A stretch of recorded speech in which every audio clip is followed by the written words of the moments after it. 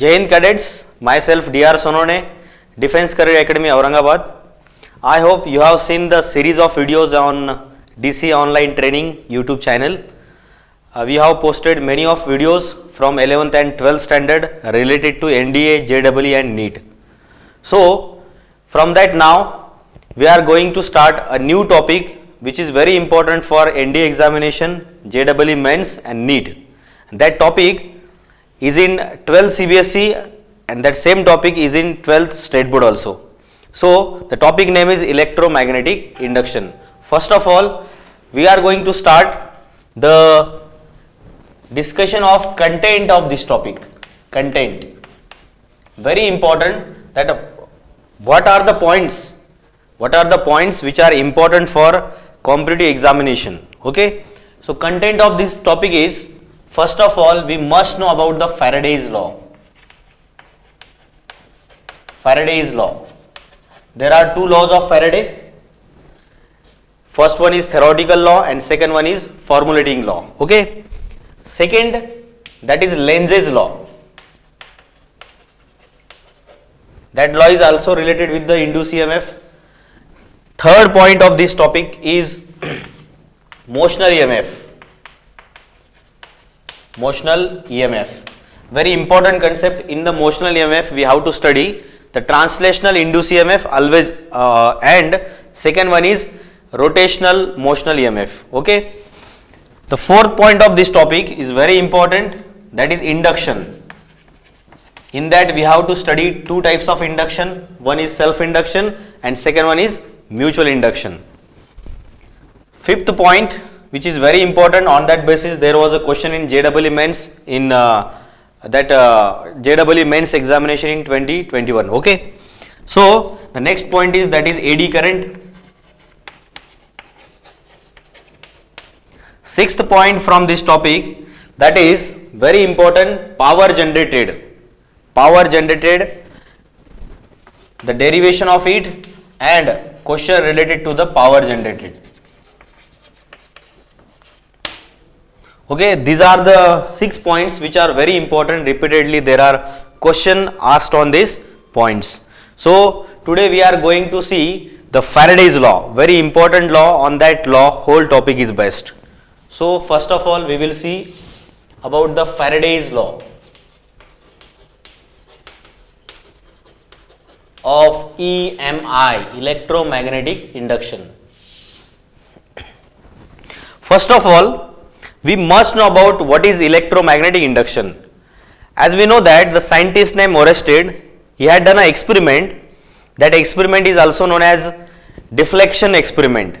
He placed a magnetic compass near to the conductor which carrying a current, and he observed that there is a deflection shown by the magnetic needle in the magnetic compass, and he conclude that due to the current there is a production, or we can say induction, of a magnetic field, and that topic is also there in the syllabus, that is magnetic effect of electric current.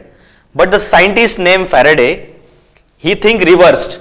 If there is a induced EMF due to the magnetic we can say electric current, then we can think as a reversely, if there is a change in magnetic field, then there must be a electric current or induced current in the conductor.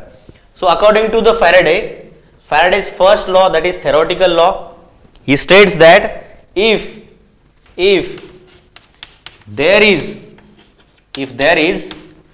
change in magnetic flux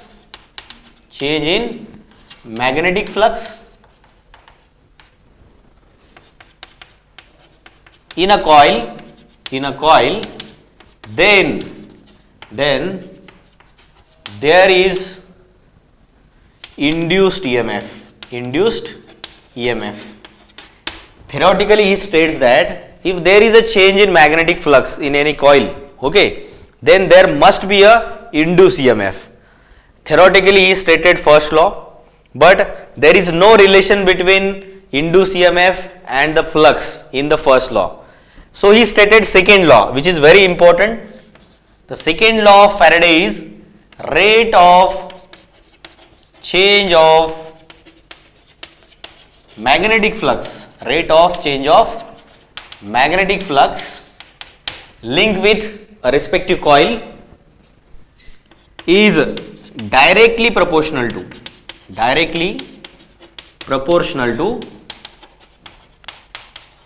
induced EMF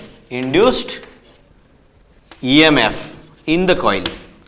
So according to second law of Faraday, he stated rate of change of magnetic flux directly proportional to induced EMF.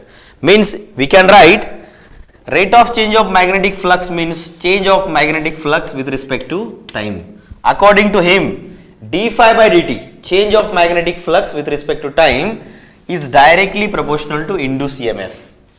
Got it? In the physics, if there is a proportionality sign, we remove it by putting constant. He had taken the constant k and taken value as a 1.